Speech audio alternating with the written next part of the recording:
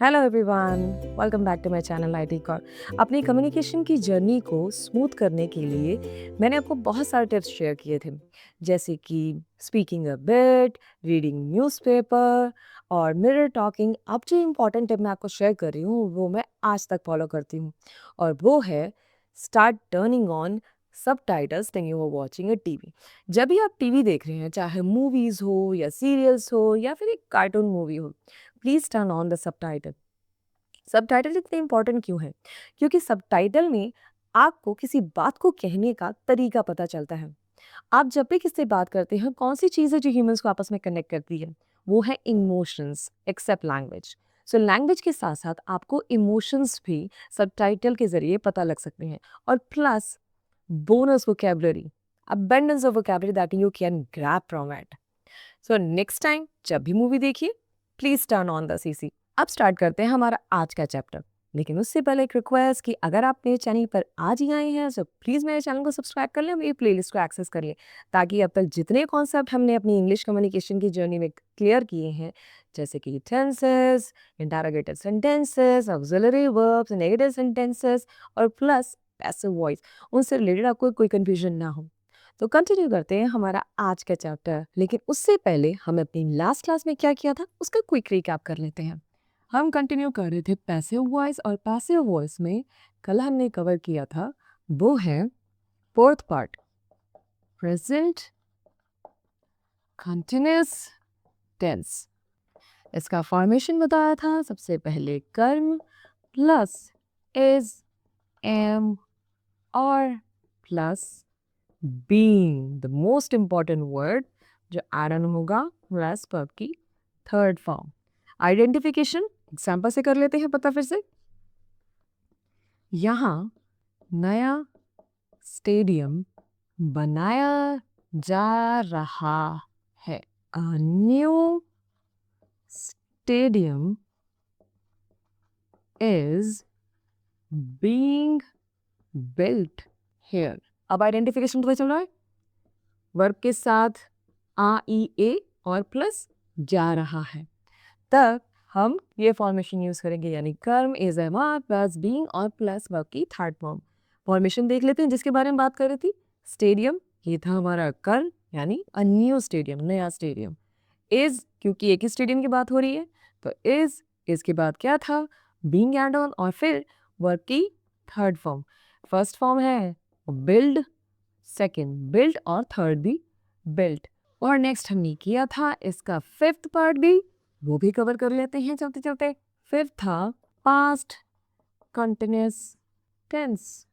Formation कर्म plus was और were plus being plus verb की थर्ड फॉर्म। एग्जाम्पल, यहाँ कपड़े धोए जा रहे थे। आइडेंटिफिकेशन पता चला, वर्ब के साथ धोना, यानी वर्ब के साथ एक ही साउंड और प्लस जा रहे थे, नॉट जा रहे हैं, जा रहे थे। इसको ट्रांसफॉर्म कर लेते हैं। किसके बारे में बात हो रही है? कपड़ों की। कर्म क्या हुआ? कपड़े। आप इसको ट्रांसफॉर्म कर लेते हैं, यहाँ कपड़े धोए जा रहे थे, इसमें किसके बारे में बात हो रही है? कपड़े। तो कर्म क्या है? कपड़े। Clothes were being washed hair.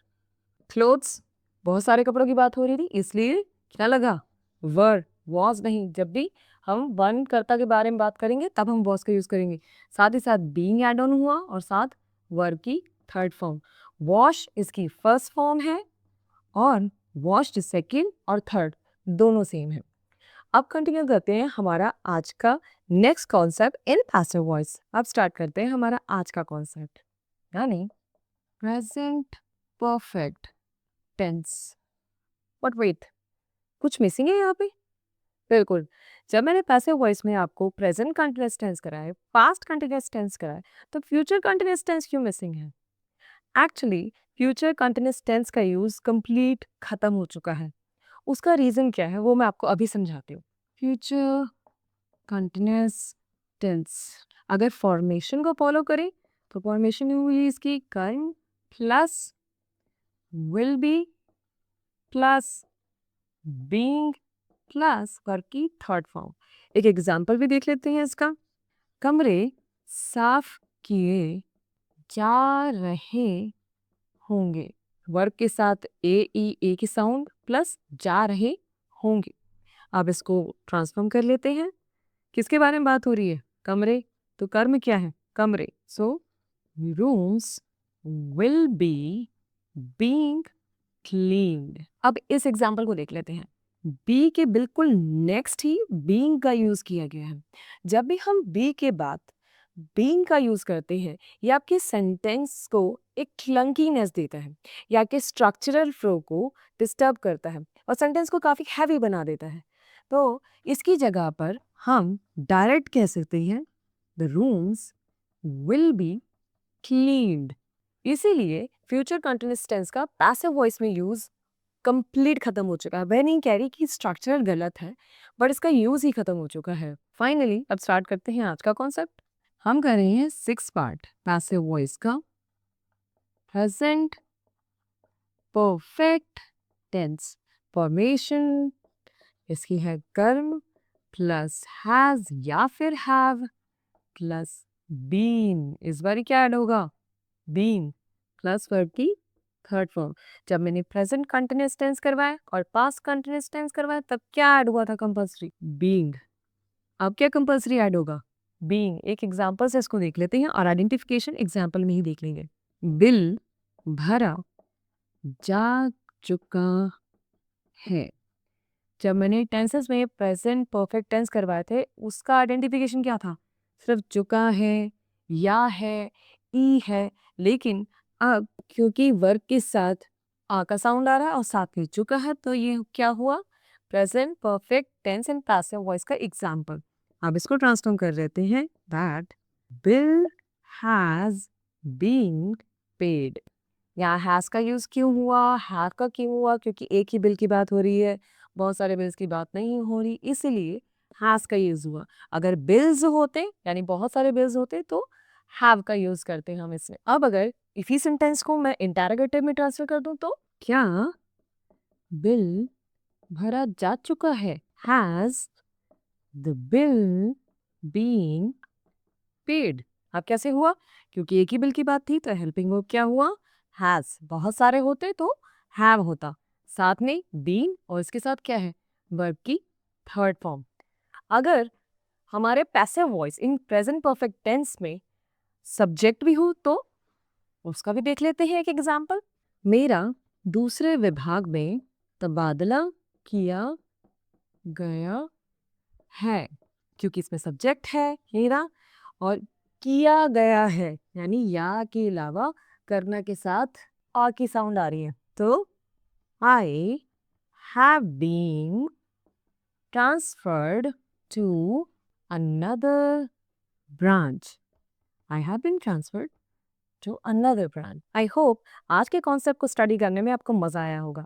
अगर कोई भी डाउट्स है इससे related so please mention in the comment.